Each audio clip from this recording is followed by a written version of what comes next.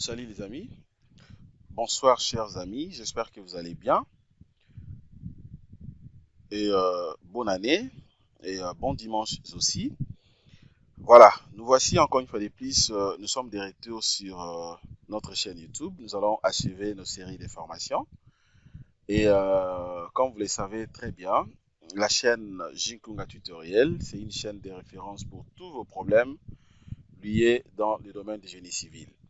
Donc, si vous êtes abonné sur cette chaîne, vous ne serez jamais déçu, d'autant plus que nous sommes en train de mettre à votre disposition des contenus de qualité qui pourra donc aider notre communauté. L'objectif principal est que nous voulons que tout le monde puisse devenir expert dans le dimensionnement, dans les analyses, mais aussi dans l'interprétation des résultats, bien entendu, après le dimensionnement. Voilà. Alors, comme promis, nous allons continuer nos séries de formations aujourd'hui. Nous allons donc achever la leçon numéro 3 sur le livret complet béton armé. OK? Et déjà, donc, la première leçon, comme vous le savez très bien, on avait déjà fini. La semaine passée, on avait travaillé sur la leçon numéro 2 de livret donc pack complet en béton armé. Et on avait vu, je vous avais montré comment faire la configuration du logiciel et du projet, puisque c'est différent. OK? C'est très, très différent. Tout ça, pour ceux qui n'étaient pas connectés, je vous prierai tout simplement d'aller jeter un coup d'œil sur la chaîne YouTube Jinkunga Tutoriel, mais aussi Académie des logiciels d'ingénieurs, qui est donc la seconde chaîne de M. Jean Sinkunga. Donc, vous allez suivre tout ce qu'on avait posté par rapport à cette formation. Voilà. Donc, aujourd'hui, maintenant, nous allons débuter la modélisation. Donc, ça sera la leçon numéro 3, délivré pas complet en béton armé. Nous allons donc commencer maintenant la modélisation. Alors, pour essayer un peu de vous rappeler rapidement, le projet que nous sommes en train de traiter ici, c'est donc un projet d'un immeuble d'appartement R plus 7-2. OK? R plus 7-2. Mais sa particularité, c'est comme j'avais dit, pendant la modélisation, dès qu'on finit complètement la modélisation de R plus 7-2, et je vais vous montrer comment est-ce que vous serez donc à mesure de créer la piscine au niveau de la dalle terrasse. OK? Et puis nous allons appliquer tout ce qu'il faut et jusqu'à tel point que nous allons analyser d'abord les parois, c'est-à-dire les voiles, et passer aussi donc au dimensionnement. Voilà. Et abonnez-vous déjà massivement, abonnez-vous sur notre chaîne YouTube, comme je l'ai dit. Likez pour tous ceux qui ont des questions ou qui veulent suivre des séries de formations, mais aussi, soit, je ne sais pas, ça dépend de vous. Vous pouvez tout simplement me contacter inbox. Comme ça, je pourrai vous aider pour devenir expert. Voilà, donc sans plus tarder, si vous êtes prêts, nous allons donc débuter la modélisation aujourd'hui dans la leçon numéro 3 du livret pas complet du béton armé. Donc, suivez-moi justement après ces génériques.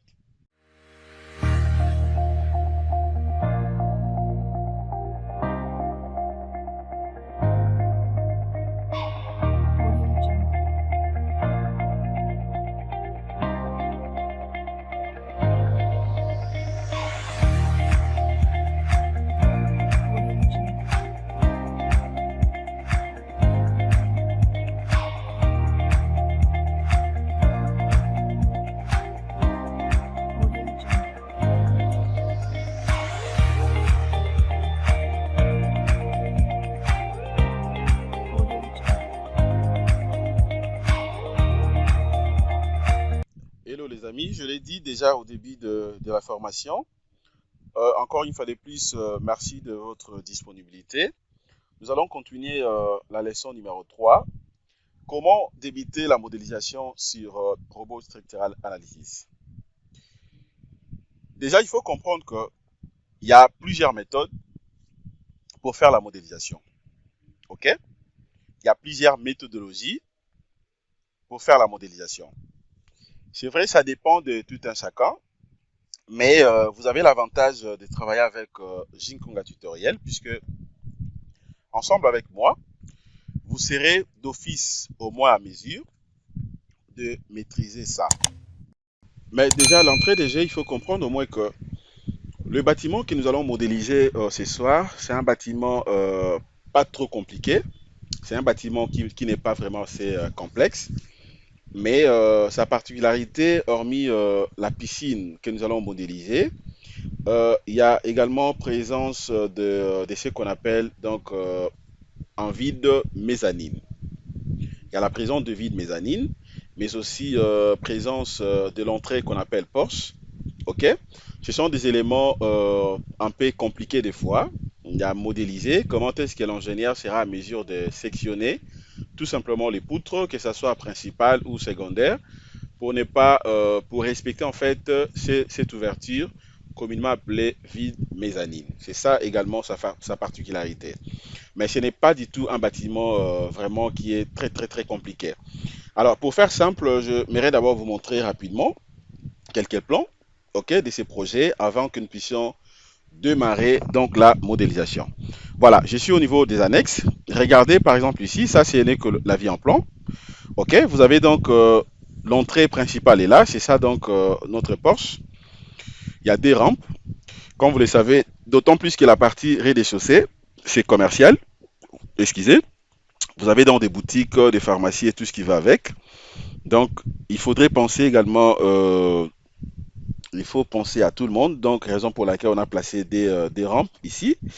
Voilà, vous avez maintenant l'hall commercial. Et puis, de l'autre côté, il y a une case d'ascenseur et puis case d'escalier. OK? Voilà. Et à part ça, là maintenant, vous avez la vue en plan des niveaux. OK? Des niveaux supérieurs. Donc, premier étage, deuxième, troisième, quatrième et cinquième. C'est un plan type, hein? Donc, c'est ça. Le vide mezzanine est là. Le vide mezzanine, donc c'est un vide continu. OK? Jusqu'au niveau de la dalle terrasse. Donc, c'est ça en fait. La particularité, là, vous avez donc la vue en plan aménagée. OK? Du niveau supérieur. Voilà, des façades, comprenez que ce sont des rendus qu'on avait fait tout simplement sur SketchUp. Donc c'était en titre d'illustration, puisqu'il y a des rendus réalistes que je n'ai pas mis ici. C'est justement au niveau des box. Ok, mais juste pour avoir une idée de ce que nous allons faire, donc c'est ça en fait les projets. Voilà, mais comprenez également que avec Jinkunga Tutoriel, nous sommes en train d'organiser aussi des séries de formations, tout simplement au niveau de la modélisation. Donc, si par contre que vous voulez devenir également expert, vous voulez maîtriser bien la modélisation, par exemple, modéliser des bâtiments beaucoup plus complexes, des tours, des bâtiments circulaires, des bâtiments sous forme et un peu compliquée, n'hésitez pas, contactez nos inbox. Comme ça, nous allons vous aider. Et vous allez suivre une formation uniquement sur la modélisation, ok, de bâtiments complexes. Et vous ne serez jamais déçus. Donc, venez apprendre la modélisation des structures complexes avec Jinkunga Tutoriel. Alors, je peux vous montrer quelques structures qu'on peut modéliser facilement dans Robot Structural Analysis. Par exemple, je peux vous montrer quelques éléments, ok? Quelques structures hein, qu'on peut facilement modéliser donc sur Robot Structural Analysis. Ce type de bâtiment, par exemple, ok, ça c'est un bâtiment qu'on peut facilement modéliser sur Robot Structural Analysis. C'est un bâtiment un peu complexe, mais c'est très très simple à modéliser sur Robot Structural Analysis. Vous voyez, donc c'est juste question de respecter en fait le principe d'utiliser correctement les différentes lignes de construction. Comme vous le savez, les coordonnées cartésiennes, les coordonnées cylindriques, libre arbitraire et tout ce qui va avec. Comment créer même des arcs, des demi-cercles. Dès que vous maîtrisez ça, vous allez voir que c'est vraiment simple, facile à faire sur Robot Structural Analysis. Vous voyez? Par exemple, ça aussi, ok, ce sont des bâtiments un peu complexes, mais c'est pas sorcier. C'est possible de modéliser ces bâtiments dans Robot Structural Analysis. Et donc, si par contre que vous voulez devenir expert même dans la modélisation et que vous voulez suivre une formation, contactez-nous inbox, comme ça on peut prendre quelques cas de structures complexes. Nous allons modéliser ensemble avec vous du début jusqu'à la fin. Comprenez que pendant ce genre de formation, ça sera une aberration. Si je prends ces bâtiments, que nous puissions travailler sur ça, ça va nous prendre peut-être beaucoup de temps. Et, euh, et voilà, donc ça fera de manière à ce que la vidéo soit beaucoup plus longue. Mais c'est pas compliqué, c'est très très simple, c'est vraiment facile. Ok, par exemple ça, donc vous avez déjà la présence d'un noyau central. Ok, et puis vous modélisez les bâtiments facilement. Donc venez y nombrer, comme ça nous allons vous aider, vous allez maîtriser les différents types de modélisation. Regardez comme ça aussi, ok? C'est simple à modéliser, c'est pas sorcier. C'est vrai que ça va prendre un peu beaucoup de temps, mais c'est pas compliqué. Voilà. Et en titre de rappel, pour tous ceux qui veulent ou qui veulent acheter également les livres, la chaîne Jinkunga Tutoriel a mis déjà donc à votre disposition un livre de robot structural analysis, partie enrichissant ces matériaux et béton armé, déjà disponible. Contactez-moi, contactez-nous, inbox, comme ça vous allez acheter les livres sans problème. Et même aussi les packs complets, appelez-nous et vous allez donc acheter ça. Il n'y a pas de complications par rapport à ça. Voilà. Alors sans plus tarder, nous allons passer directement au vif du sujet. Comment est-ce que je serai donc à mesure de débuter la modélisation dans Robot Structural Analysis? Les amis, comprenez déjà que après avoir donc effectué le paramétrage, comme je vous avais montré la fois passée la configuration, on avait donc choisi cet onglet, conception d'un bâtiment, c'est ce que je prends également, puisque la configuration a été déjà faite. Alors maintenant, ce que je suis obligé de faire, ce n'est pas important de débuter tout simplement la modélisation comme ça, tout en utilisant les lignes de construction, sans avoir maîtrisé la notion des lignes de construction. Il faut comprendre au moins que dans Robot Structural Analysis, principalement, nous avons trois types de coordonnées qui nous permettent en fait de modéliser un bâtiment. Trois types de coordonnées. Ce sont des lignes qui nous permettent tout simplement de bien faire la modélisation. Premièrement, nous avons ce qu'on appelle les coordonnées cartésiennes, ok, que je peux venir ici par exemple, dès que je clique sur définir des axes. Premièrement, là, vous avez donc le type de coordonnées donc cartésiennes, ok. Deuxièmement, également, vous avez ce qu'on appelle les coordonnées cylindriques, ok, et puis les lignes arbitraires. C'est ces trois types de coordonnées qui nous permettent beaucoup plus de bien faire la modélisation. C'est vraiment compliqué pour les gens qui ne maîtrisent pas ça, mais moi j'aimerais tout simplement vous rappeler que c'est pas compliqué et c'est pas sorcier. C'est très très très simple et facile comme bonjour. Déjà, à l'entrée de jeu, pour ne pas beaucoup, pour éviter de manière à ce que la vidéo soit très très longue, je vais refuser de beaucoup parler, mais j'aimerais tout simplement épingler quelques points. Par rapport à notre projet, les bâtiments que nous allons utiliser ici, donc nous allons modéliser les projets que je vous ai montrés. Ok, vous allez comprendre bien que, d'autant plus que c'est un bâtiment donc rectangulaire, en fait, ma priorité est que je n'ai que des axes. Ok, donc j'aurai trois puisque je serai en 3-2, mais en réalité, en plan comme ça, je vois qu'il y a des axes. Et ce sont des axes très très simples. Les coordonnées suivant la direction des X, et puis les coordonnées suivant la direction des Y. Le Z, ça sera maintenant en hauteur. Les Z, donc, c'est ce que je vais définir tout en respectant tout ce que vous voyez ici. La nomenclature de la modélisation. Alors, cela revient à dire quoi? D'autant plus que j'ai déjà étudié le bâtiment, je comprends déjà les types de coordonnées que moi, je suis obligé au moins d'utiliser ici. Vous allez voir ici que le bâtiment n'est pas du tout circulaire. Et puis de deux, je n'ai pas des arcs, tout comme des demi-arcs. Donc déjà ici, je peux me dire que les coordonnées cylindriques ici est disqualifié par rapport à ces projets. Je n'en ai pas besoin. Le ligne arbitraire également, je peux insérer quelques lignes arbitraires, mais comme je vais utiliser les coordonnées cartésiennes, je sais comment je vais compasser ça rien qu'en utilisant les coordonnées cartésiennes.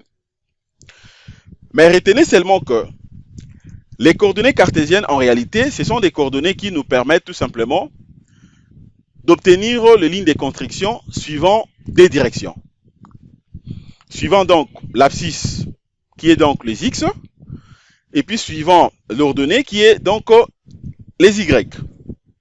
Mais aussi les Z bien sûr en hauteur puisque je suis obligé d'aller maintenant en 3D. Alors, et comme je suis en train d'utiliser, donc j'ai choisi cet onglet, suivant la direction des Z, nous allons appliquer également une autre méthode. On va utiliser donc la méthode des étages. Donc ici, les coordonnées cartésiennes, je vais l'utiliser que pour des axes X et Y. Mais tandis que les coordonnées cylindriques, ce sont des coordonnées qui me permettent beaucoup plus de tracer donc les arcs, c'est-à-dire les angles, les rayons, et voire même les diamètres. Je peux le faire à partir d'ici. Si j'ai un bâtiment, par exemple, circulaire, je modélise un bâtiment circulaire comme le bâtiment que je vous ai montré ici. Par exemple, il y a présence d'un noyau central circulaire, comme le cas que nous voyons ici. Ok, donc je peux tout simplement associer les trois types de coordonnées au même moment. Je vais commencer soit par les coordonnées cartésiennes, et puis à un moment là, je vais utiliser les coordonnées cylindriques, et enfin, je vais citer avec les lignes arbitraires. Maintenant, les lignes arbitraires, ce sont des coordonnées qui me permettent tout simplement d'obtenir facilement les jonctions des lignes. Donc, je peux insérer des lignes de construction arbitraires pour tracer soit quelque chose, soit ça peut être soit un porte-à-faux, ou bien prolonger et un objet, donc ça dépend. Alors, à l'entrée des jeux maintenant, comment je vais commencer ma modélisation? Regardez. La première des choses à faire, c'est quoi? Là, je suis en plan. Je suis en plan. Je m'en vais d'abord voir clairement le projet. Je m'en vais voir clairement le projet. Le projet est là. Alors, déjà à ce niveau, il faut aussi comprendre que je ne suis pas obligé de faire la modélisation tout en utilisant tout simplement ou en regardant par exemple que le plan, le vie en plan. Puisque comprenez que si je vais modéliser avec la vie en plan que vous voyez devant moi ici, c'est-à-dire que ça sera un peu compliqué. D'autant plus que les axes ne seront pas bien respectés en fait. Ok, puisque la modélisation, je vais le faire tout en considérant les dimensions d'axe en axe. Ok, donc je le fais en considérant donc les dimensions d'axe en axe. Donc, je suis obligé de faire quoi? Je suis obligé de me référer directement sur le plan de poutraison. Le plan de poutraison, je descends rapidement, je vais chercher les plans de poutraison qu'on avait tracés. C'est au niveau de la dalle, je descends rapidement au niveau du plan de poutraison. Ok. Voilà, le plan de poutraison est là. Ok, j'ai le plan de poutraison. C'est donc à travers ces plans de poutraison que je vais maintenant faire la modélisation. Ok, puisque les plans de poutraison, c'est un plan qui a été tracé donc d'axe en axe. Alors, comment je vais commencer maintenant la modélisation? Déjà ici, je sais très bien que le point de référence ou le point de départ, c'est à ce niveau ici. C'est pour dire que le niveau 0, 0 dont je suis ici, et ça c'est l'abscisse, donc c'est la direction des X. Donc X, je suis là, Y de l'autre côté, et Z maintenant ça sera en hauteur. Donc je vais insérer tout simplement les coordonnées que vous voyez ici. Je viens là, je prends directement définir axe, suivant la direction des X, comme je viens de les dire.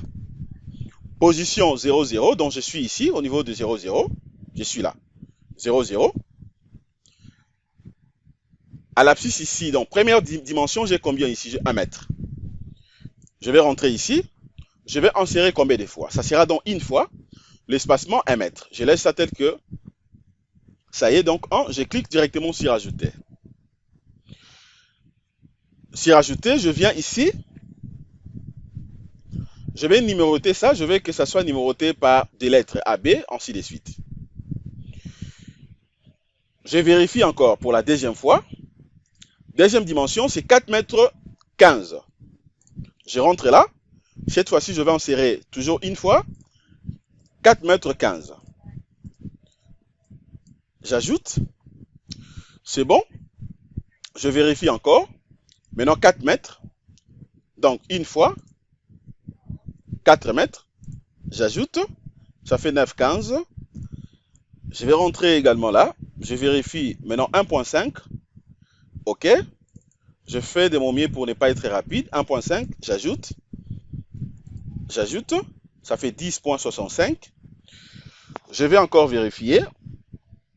Après 1.5, c'est combien? Après 1.5, 3.85. 3.85. Et donc, je suis là. 3.85. Je vais rentrer ici. OK. Attention. Je viens d'abord là. Déjà, je suis à ce niveau ici. 3.85. Je rentre là. Je prends 3.85. OK. Et puis, j'ajoute également 14 mètres 50. Après 3.5, donc 1.50 et puis 4 mètres encore. Donc là, 1.5. Attention, il faut corriger, c'est 1.5. 1.5. OK. J'ajoute. Et puis 4. Je vous ai déjà montré les 4. OK. J'ajoute, ça fait 20 mètres. Ça fait 20 mètres. Donc, je suis déjà ici. Je viens d'insérer les 4 ici. Maintenant, ça reste 4.15 et puis 1 mètre. Donc, je vais rentrer encore là. 4.15. Puisque c'est un plan symétrique. J'ajoute. Et puis 1 mètre. J'ajoute. J'ajoute. Donc, le total, ça fait 25 mètres 15. Je vais rentrer là. Ça fait 25 mètres 15. Alors, pour avoir beaucoup plus la précision, je vais limiter donc le ligne de construction au niveau de la case d'ascenseur et case d'escalier. Donc, ça veut dire quoi ici? Donc, la lettre A ici, A, B, C, D. OK? D. Et puis, donc, 2. OK, la lettre D d'abord, je viens là. Je prends d'abord la lettre 2, c'est ça, donc je mets ça en gras. 2, ça sera en gras. Et puis, je vais rentrer encore au niveau de ces plans, puisqu'il faut modéliser avec la précision. Après A, B, C, D, A, B, C, D, E, F, G. La lettre G également. Je vais rentrer encore là-bas. Je prends encore G. Ça aussi, je mets ça en gras. Alors, pourquoi je mets en gras? Justement pour dire que dans cet intervalle entre la lettre 2 et G, il y a présence d'une case d'ascenseur et d'une case d'escalier. C'est tout simplement une référence. Je crois là, c'est bon. Une fois fini, sans pourtant appliquer, je viens maintenant au niveau de... je prends maintenant la direction des Y. OK? Je vais faire la même chose. Je vérifie. Le point de référence, je serai ici. OK? Y là, c'est combien? C'est 1 mètre. Donc, je vais rentrer là. Je vais ajouter une fois espacement 1. J'ajoute. Cette fois-ci, le libellé, je vais prendre valeur. OK, donc ça dépend. Là, j'avais pris quoi? J'avais pris ABC. Bon, ici, je prends 1, 2, 3. Ici, je vais numéroter. 1, 2, 3. Après, maintenant, le 1 mètre, il y a combien également? Il faut vérifier. Après 1 mètre, il y a maintenant quoi ici? Il y a 1 mètre, puis il y a 1 mètre, 1 mètre 41. Donc, 1.41. OK. Attention, c'est mal fait. Il faut supprimer ça. Je rentre ici, au niveau de 1 mètre. Il fallait cliquer d'abord ici. Donc, c'est 1 mètre 41. J'ajoute. OK, c'est bon.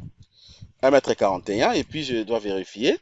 Déjà, le 1 mètre 41, je dois mettre ça en gras. Et puis, 2 mètres 44. 2 mètres 44, ça, je mets déjà en gras. Et puis, 2 mètres 44, donc 2.44. OK, j'ajoute. Après 2 mètres 44, j'ai combien? 2 mètres 44, j'ai combien ici? Après 2 mètres 44, j'ai combien ici? J'ai 3 mètres 10. J'ai 3 mètres 10. Donc, je prends 3 mètres 10. J'ajoute, je mets en gras. Non, non, je ne mets pas d'abord en gras. Je dois me rassurer. Après 3 mètres 10, il y a combien ici? 3 mètres 10. Oui, 3 mètres 10, vide mezzanine, je peux mettre en gras. Après 3 mètres 10, il y a combien ici? Ça, c'est 1. C'est 1, c'est 1, c'est 1. Voilà, c'est 1 mètre. Donc, c'est 1. Je vais rentrer ici. 3 mètres 10 aussi, je mets ça en gras. Et puis, je prends 1. J'ajoute. Après, maintenant, 1, c'est combien? Après 1, j'ai 2 mètres, 2 mètres, 2 mètres combien? 2 mètres 0,5. Donc, j'ai 2 mètres 0,5. Ça dit 2,05. J'ajoute, voilà, je mets en gras. Ok, et puis après ça, maintenant, il y a combien? Après ça, il y a le porte-à-faux de 1 mètre. Et c'est tout, porte-à-faux de 1 mètre. Donc, je suis obligé de rentrer ici. Ok, j'ajoute maintenant le porte-à-faux d'1 mètre. Voilà, donc là, déjà, c'est bon. Alors, une fois que cela est fait, eh ben, je peux que appliquer. J'applique d'abord pour voir ce que j'aurai. Une fois appliqué, les amis, regardez mes lignes de construction apparaissent ici. Mes lignes de construction sont là. Je dois vérifier, je dois me rassurer que tout est bien fait. Ok, je mes lignes de construction. Voilà, mais comprenez que jusque là, je n'ai pas encore inséré, suivant la direction de Z. Je m'en vais d'abord sur vie. Je vais d'abord me rassurer de ce que j'ai ici. Voilà, regardez, vous allez voir que ça ne ressemble pas vraiment à la réalité. Pourquoi? Justement, puisque je suis obligé d'abord de venir ici. Voilà, je viens ici. Ok, je vais d'abord décocher les étages. Je décoche d'abord les étages. Ok, je vais boycotter les étages. Donc, je laisse que les coordonnées Y et Z. Et puis, j'applique. Et puis, j'applique d'abord. Je m'en vais d'abord au niveau de la projection. Ok, donc, attendez, je dois vérifier encore ça. Ok, là, c'est super. Maintenant, je vais continuer. Et avant de passer au niveau des étages, je vais d'abord faire apparaître toutes mes lignes ici. Donc, je vais d'abord enlever les gras. Je vais mettre ça après. Ok, donc j'applique. Je vais d'abord avoir toutes les lignes. Voilà, là maintenant c'est visible. Donc, du 1 au 8, suivant la direction des Y. Donc, je fais également la même chose aussi pour les X. J'applique aussi pour les X. Voilà, là c'est génial. Donc, c'est bon. Je n'ai pas de problème. Alors, une fois que cela est fait, maintenant, je suis obligé de faire quoi? Là, je viens d'insérer le ligne des constructions suivant que le D direction. Vous pouvez le voir ici, je suis en plan, D direction. OK? Je vais rentrer sur ma projection. Maintenant, je vais faire quoi? Comment maintenant je serai à mesure de définir mes hauteurs? Les étages, je vais rentrer d'abord ici, je viens là. OK? Je vais quitter maintenant le plan des poutraisons. Je m'en vais rapidement au niveau des données de la modélisation. Je m'en vais rapidement au niveau de ces données. Donc, 6e chapitre. Je m'en vais rapidement là. Voilà. Donc, je m'en vais rapidement, je crois. Ouais, c'est après ça. Ok. Donc, voilà, je suis là. Maintenant, regardez comment je vais faire afin d'insérer mes lignes de construction.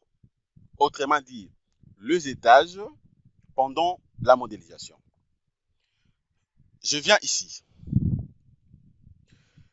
Déjà, je vous avais montré comment j'ai déconnecté, j'ai désélectionné les étages ici pour l'insérer de l'autre côté. Et donc, je suis maintenant obligé de venir ici. Je viens, je vais cliquer sur étage de la structure. Je clique sur étage de la structure. Regardez, suivez-moi très très bien comment est-ce que je vais définir ça, puisque des fois c'est un peu complexe et ça complique beaucoup de gens. La première des choses, je commence d'abord à supprimer tout ce que j'ai ici comme étages. Je supprime les tout. Ça, c'est de 1. De 2. Moi, je vais faire la définition de mes étages. Je vais utiliser la méthode de définition manuelle et non définition graphique niveau du plancher. Je prends manuel, c'est-à-dire que je veux le faire manuellement. Alors, qu'est-ce que je fais en priori? Là, vous avez donc, premier message, définition du niveau de la base du bâtiment, c'est-à-dire du niveau de la base. Pour moi, je suppose que je suis donc au niveau 0,0. Je peux soit commencer, soit en bas, je monte, tout comme je peux aussi faire l'inverse. Ça dépend en tout cas de la manière dont vous suggérez, vous voulez donc insérer les étages. Alors, pour raison d'uniformisation, je vais faire simple. Je vais rentrer d'abord au niveau de plan. Il y a R plus 7 moins D, donc je suis obligé d'abord de modéliser d'abord, d'insérer d'abord le niveau, mes étages, le moins D ici. Qu'est-ce qu'on nous dit ici? La hauteur sous plancher, rez-de-chaussée, ok? Hauteur sous plancher, rez-de-chaussée est de 4 mètres. Hauteur sous plancher, étage est de 3 mètres. Hauteur sous plancher, cave aussi est de 3 mètres, donc moins 3 mètres, puisque là on descend maintenant donc en bas. Donc, qu'est-ce que moi je suis censé de faire? Alors, d'autant plus que hauteur sous plancher est de moins 3 mètres, je peux considérer les niveaux 0, 0. J'introduis mes étages tout en considérant les signes négatifs, c'est-à-dire le moins, pour descendre en bas. Tout comme je peux considérer ça, je peux prendre ça en valeur absolue, je considère ça positive. Mais donc, pendant que je vais commencer maintenant à définir mes charges, je sais comment je vais faire pour ne pas considérer cette partie. Alors, ce que je fais, je vais commencer vraiment dans les sous-sols. Alors, comme j'ai des sous-sols, donc des niveaux, ça sera donc moins 3, donc ça fait une hauteur de 6 mètres. Et donc, je viens là, je me dis, là, je suis au niveau de, je considère ça comme le niveau 0, 0, comme je l'avais dit. Ok, niveau 0, 0. Après, maintenant, ce que je veux faire, je vais donc ajouter 2 fois, ok, ça sera 2 fois la hauteur de 3 mètres. Ok? Et donc, je pris ça en valeur absolue. De 3 mètres. C'est clair, je pense. De 3 mètres. Et après, maintenant, ce que je fais, eh bien, je peux que ajouter. J'ajoute. Ok? Je viens là, j'ajoute. Dès que j'ajoute, déjà, vous allez voir ici que j'ai des niveaux que moi, je viens d'insérer. C'est dans le sous-sol, bien sûr, mais j'ai pris ça en valeur absolue. Il y a plusieurs méthodes de faire la modélisation. Alors, ce que moi, je suis maintenant obligé de faire, c'est quoi? Je viens là, ce sont donc des caves. Hein, donc, j'ai des caves. Je vais rentrer d'abord au niveau du projet. Je vérifie bien. Voilà. Hauteur sous plancher cave. Ok, donc j'ai des caves. Je vais les numéroter ici. Ok? Voilà. Je vais nommer maintenant. Je mets par exemple cave. Je mets cave. Bon, je vais écrire ça en minuscule, c'est mieux. Je mets par exemple cave. Cave numéro 1. Donc, première cave. Première cave. Je peux copier que ça. Je confirme OK. Et puis de l'autre côté, je mets cave numéro 2. Je confirme. Donc, c'est pour dire que là, je suis dans les bons. Je viens d'insérer mes étages dans les sous-sols au niveau du cave. Je reprends. Il y a plusieurs méthodes, il y a plusieurs manières de le faire. Je pouvais considérer la valeur telle qu'elle est numérée ici, donc le moins 3. Je pouvais prendre ça comme ça, mais je préférais beaucoup plus prendre ça en valeur absolue. Pourquoi? Puisque j'ai la même hauteur de 3 partout. Maintenant, la hauteur sous plancher rez-de-chaussée est de 4 mètres. Après ça, maintenant, je vais insérer. Ça sera une fois. Quelle hauteur? Ça sera maintenant une hauteur de 4 mètres. Mais avant de faire ça, vous êtes obligé de venir placer votre curseur au-dessus, donc au niveau du cave numéro 2. Et puis là, également, je vais ajouter. Donc, j'ajoute. Dès que j'ajoute, vous allez voir que ça s'accumule de soi-même, puisque 3 plus 3, ça fait 6, plus 4, ça fait 10. Donc, c'est pour dire que le rez-de-chaussée se retrouve à une hauteur de 10 mètres, en quelque sorte. Là, maintenant, je peux tout simplement j'écris rez-de-chaussée.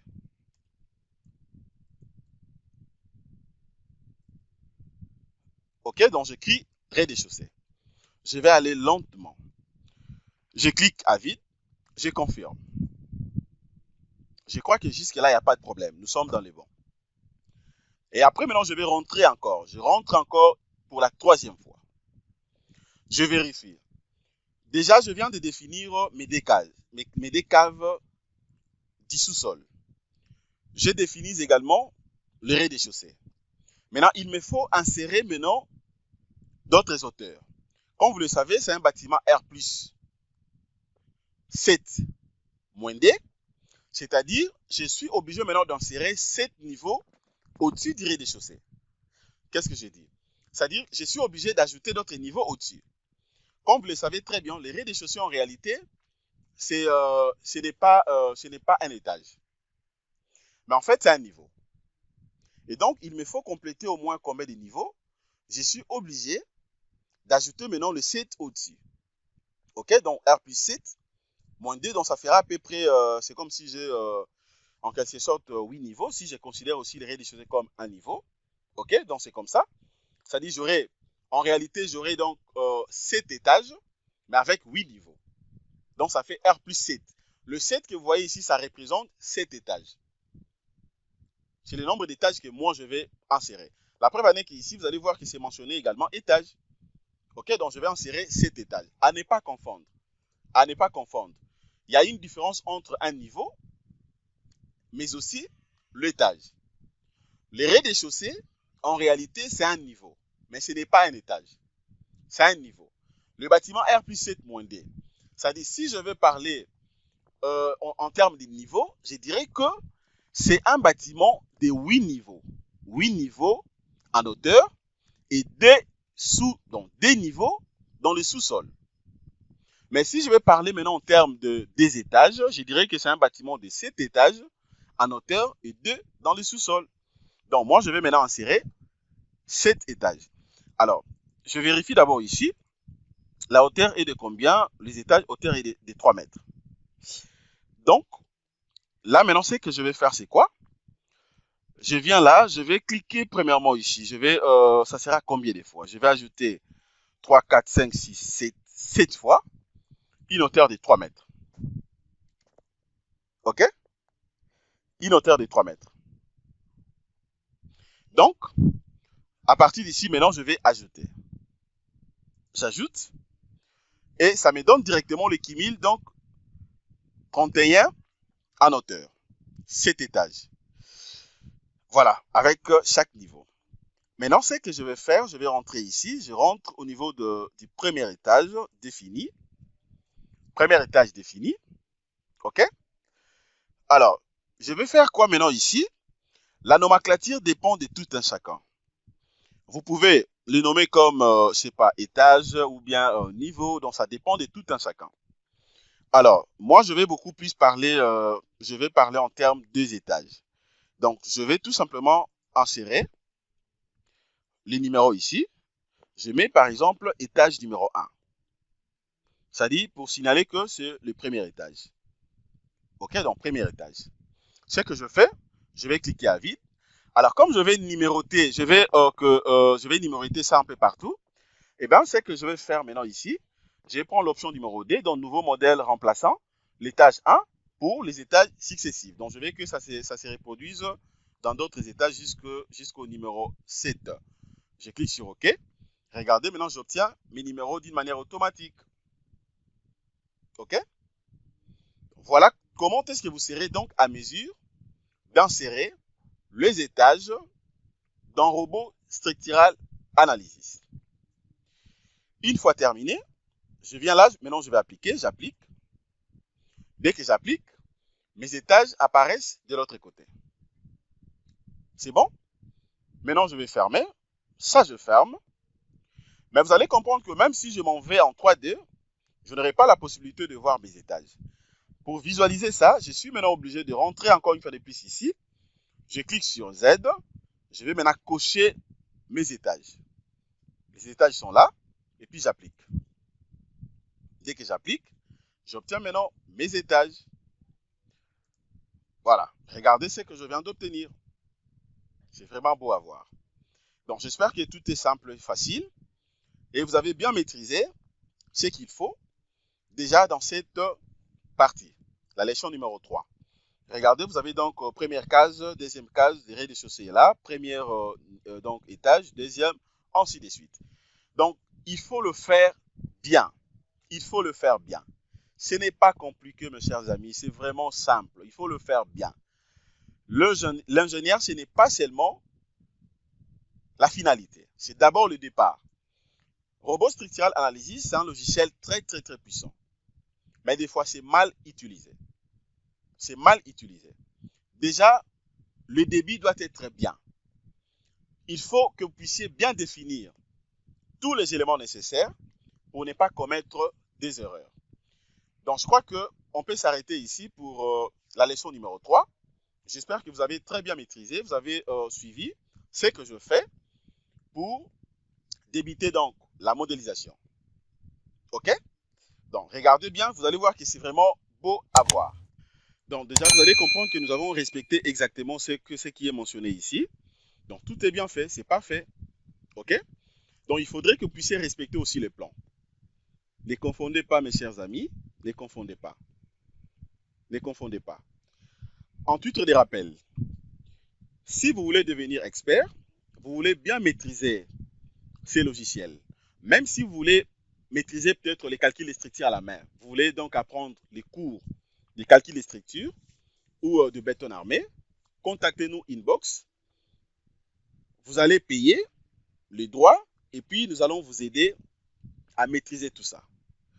Et en titre de rappel, la modélisation, c'est un élément déclencheur, c'est un élément clé pour un ingénieur. Si vous voulez bien maîtriser le logiciel Robot Structural Analysis, il faudrait que vous puissiez d'abord vous cultiver dans la modélisation. Alors, si vous voulez devenir expert, vous voulez bien maîtriser la modélisation, nous sommes là disponibles. Nous sommes là disponibles. Contactez-nous, inbox, et nous allons vous aider à bien maîtriser tout ce que nous sommes en train de faire. Tout ce que nous sommes en train de faire. Vous pouvez tout simplement payer nos droits et puis nous allons donc travailler ensemble avec vous et je vous rassure que vous ne serez jamais déçus. Venez apprendre la modélisation des structures complexes chez Jinkunga Tutoriel. Regardez quelques types de structures qu'on peut faire ensemble avec vous, voire même plus que ça. Même des ponts, ok? Ce sont des structures un peu complexes, mais très simples. Très simples. C'est juste question de bien donc utiliser et les coordonnées, comme je viens de les dire au début, et puis vous allez le maîtriser. Alors, il y a aussi le livre de Robot Structural Analysis que j'ai mis déjà à votre disposition. Dans ces livres, vous allez bien maîtriser tout type de coordonnées, comme je suis en train de dire. Vous allez maîtriser ce qu'on appelle les coordonnées cartésiennes, cylindriques et les lignes arbitraires. OK? Achetez également les lignes, disons comment, les livres ou je dirais comment, le livret pas complet pour devenir expert. Voilà, en fait, ce que je voulais vous présenter concernant déjà donc cette troisième partie de notre formation, ok, sur les livrets donc du béton armé. Merci de votre disponibilité. Abonnez-vous massivement sur notre chaîne YouTube, likez nos vidéos, commentez ainsi que partagez. Le dernier point que j'aimerais tout simplement vous rappeler, les amis, comprenez que tout ce que je suis en train de mettre sur ma chaîne YouTube, c'est tout simplement pour vous aider.